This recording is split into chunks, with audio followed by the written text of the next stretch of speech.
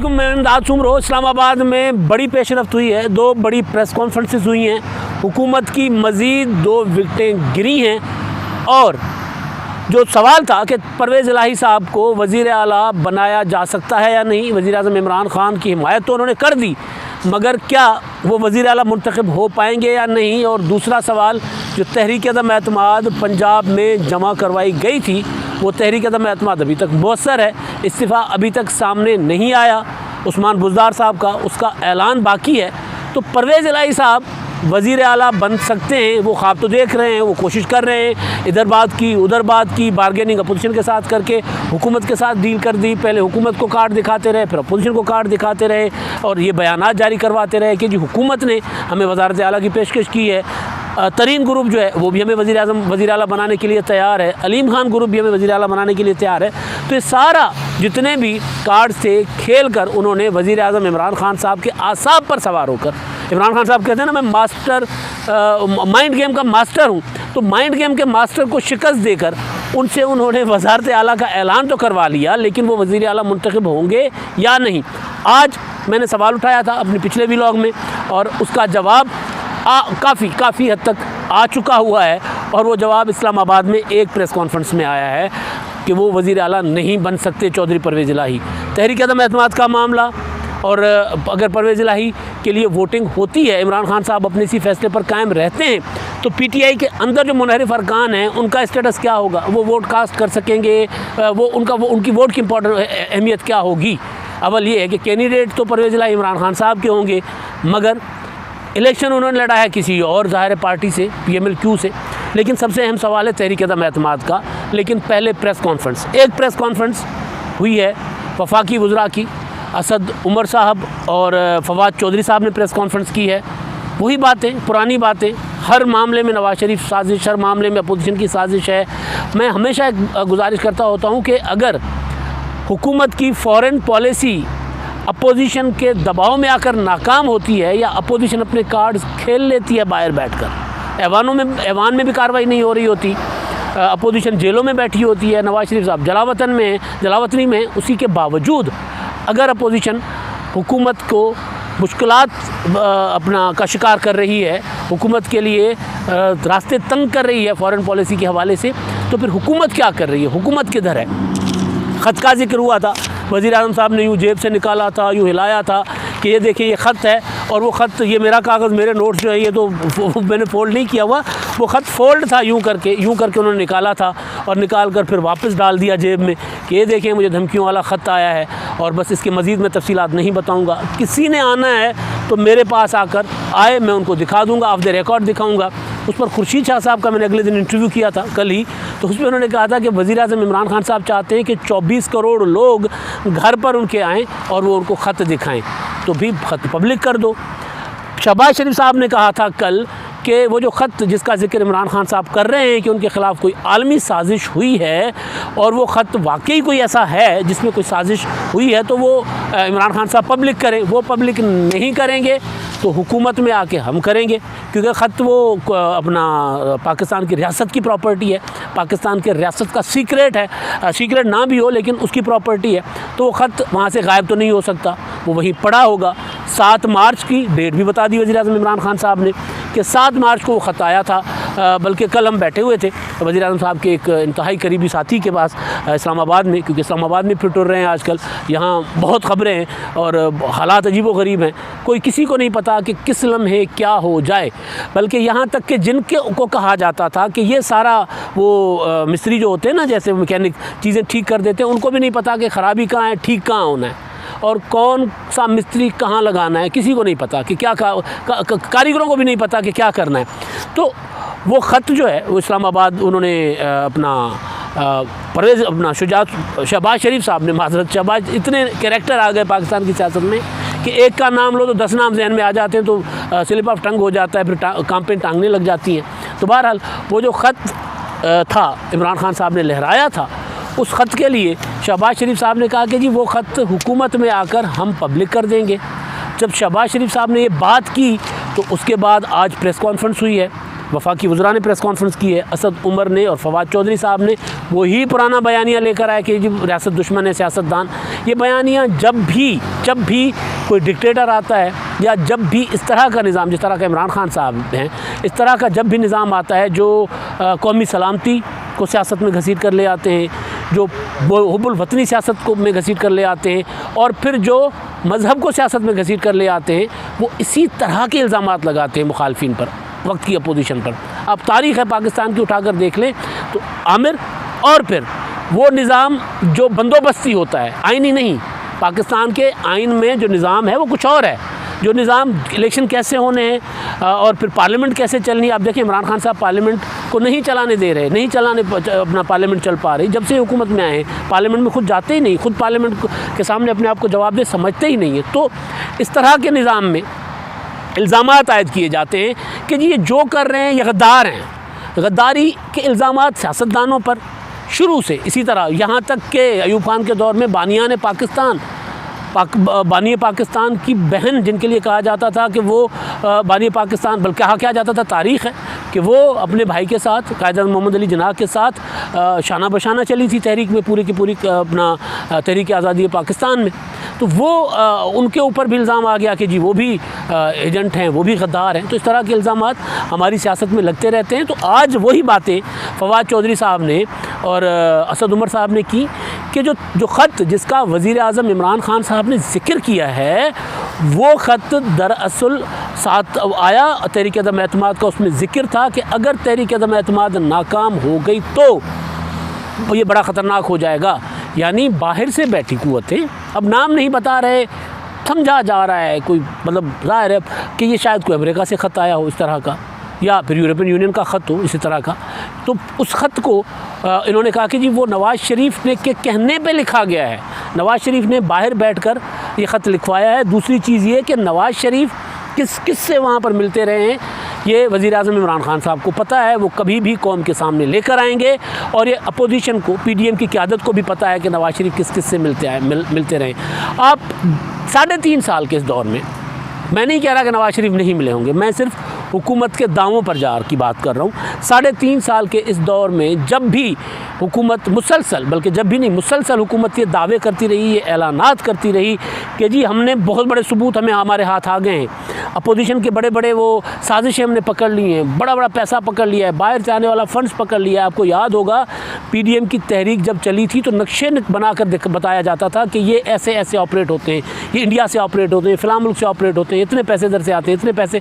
तो लेकिन सामने सबूत जब मांगे जाते थे तो कोई सबूत नहीं होते थे। तो उसी तरह आज उन्होंने कहा है कि जी ये अपना नवाज़ शरीफ साहब जो हैं बाहर कुछ और क़ुव्वतों से मिल रहे हैं, अपोजिशन की लीडरशिप जो है वो फ़ॉरेन एजेंडा पर चल रही है। तो जब सबूत होंगे तो सबूत के लिए वो ख़त कह रहे हैं, ख़त भी वो कि जिसके लिए कह रहे हैं कि ख़त मिलिट्री और सिविल क़यादत ने देखा है, काबीना पूरी ने भी नहीं देख रखा। शेख रशीद साहब के मुतालिक सवाल हुआ था ना कि शेख साहब कह रहे हैं कि जी मैंने तो नहीं देखा, तो उन्होंने कहा जी काबीना पूरी ने भी वो ख़त नहीं देखा। तो अब वो जो एक था ना, इमरान खान साहब ने पूरा जब से तहरीक अदम एतमाद आई है तो 27 मार्च के हवाले से उन्होंने कहा था कि जी मैं तो बहुत बड़ा इंकशाफ करने जा रहा हूँ, बहुत बड़ा सरप्राइज़ देने जा रहा हूँ। तो सरप्राइज़ जलसे में तो एक यूँ कागज़ के टुकड़े के अलावा कोई सरप्राइज़ नहीं था, लेकिन अगले दिन सरप्राइज़ दे दिया, कल 28 को उस्मान बुज़दार को हटाने का ऐलान करके। तो वो सरप्राइज़ हमारे लिए नहीं था, वो सरप्राइज़ कौम के लिए नहीं था, वो सरप्राइज़ किसी आज़ाद सहाफ़ी और तजियाकारों के लिए नहीं था, बज़ाते ख़ुद इमरान खान साहब के हामियों के लिए सरप्राइज़ था कि ये कैसे हो सकता है कि जिनको चोर कहा, जिनको डाकू कहा, और जिन्होंने एक हफ़्ता पहले ये कहा कि इमरान खान को हुकूमत नहीं करनी आ रही, उसको कंधों से गोद से उतारेंगे नीचे तो वो काम कर पाएगा, उसको सीखने ही नहीं दिया जा रहा, उसकी तो नैपियाँ बदली जा रही हैं। तो उनको वज़ीर आला बनाने के लिए इमरान खान साहब अपने एवार्ड याफ्ता उस्मान बुज़दार को हटाएंगे। तो ये सरप्राइज़ उनके लिए था। बल्कि मैं देख रहा था, हमारे दोस्त हैं इमरान रियाज खान, उन्होंने एक ट्वीट किया, इमरान खान के सपोर्टर हैं वो, और उनका राइट है वो सपोर्ट करें। तो उन्होंने एक ट्वीट किया और उन्होंने लिखा कि अमेरिका को अड्डे देने से बेहतर है कि परवेज़ इलाही को वज़ारत आला दी जाए। यानी अब ये हज़म नहीं हो रहा PTI के अपने कॉर्नर्स के अंदर भी, तो ये जवाज़ घड़ा जा रहा है कि जी अड्डे उस्मान बुज़दार होगा तो फिर अमेरिका को अड्डे दे दिए जाएंगे। यही है ना फिर, मतलब इसका मतलब मुझे और कोई नहीं समझ आ रहा कि उस्मान बुज़दार को हटाकर अड्डे कैसे रोके जा सकते हैं।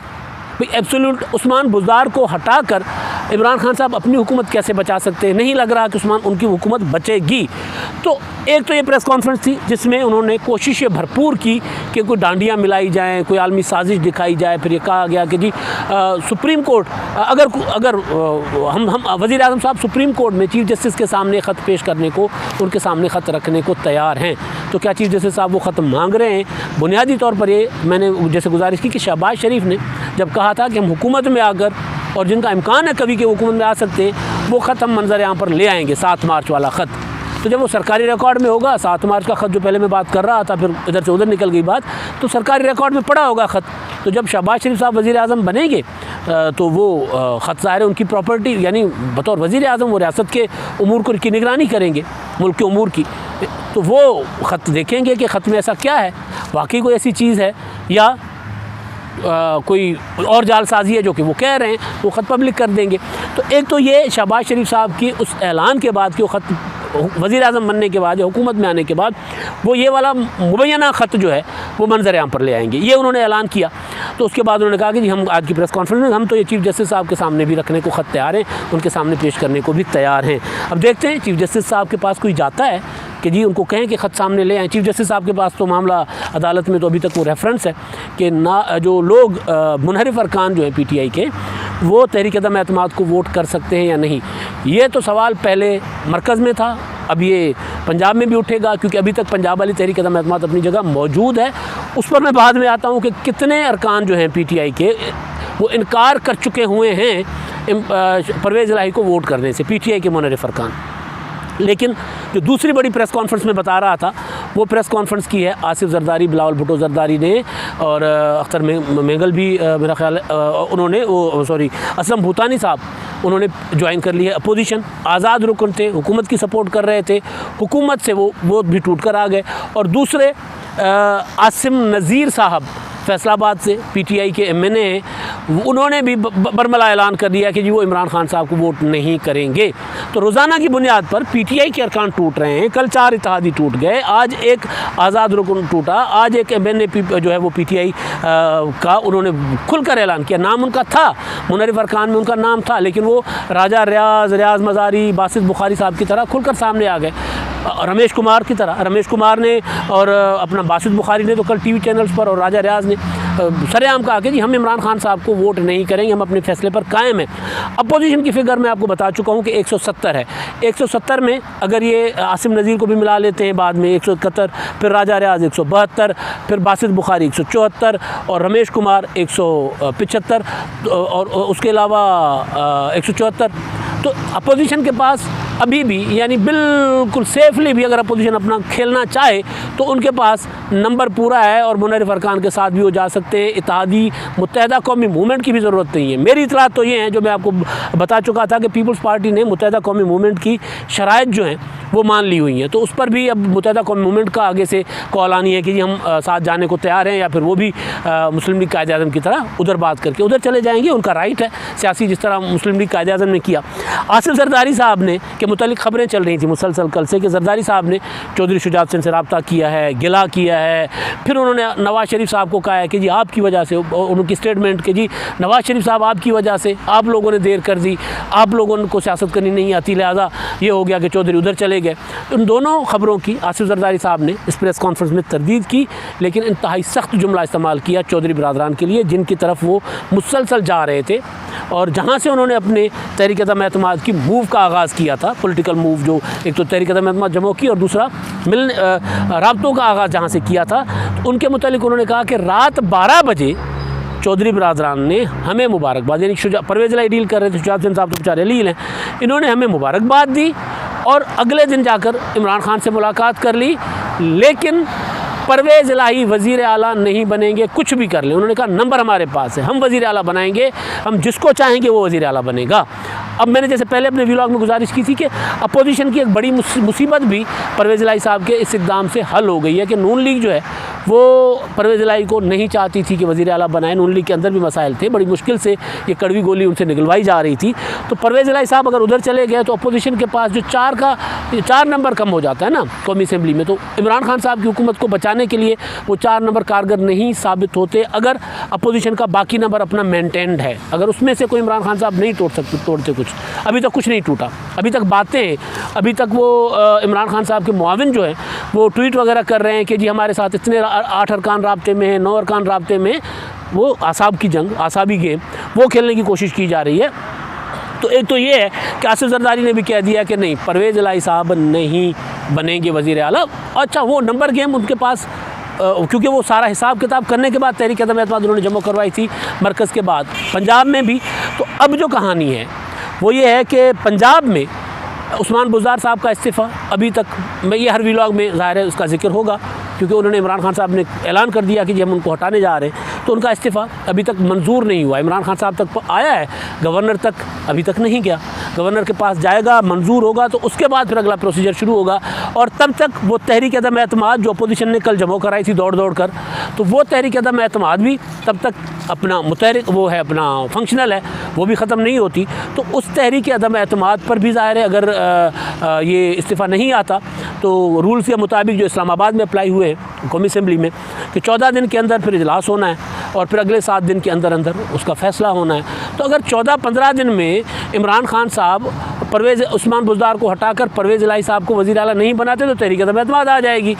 और उस्मान बुज़दार को हटाने के लिए PTI के अंदर वैसे ही दरारें पड़ी हैं।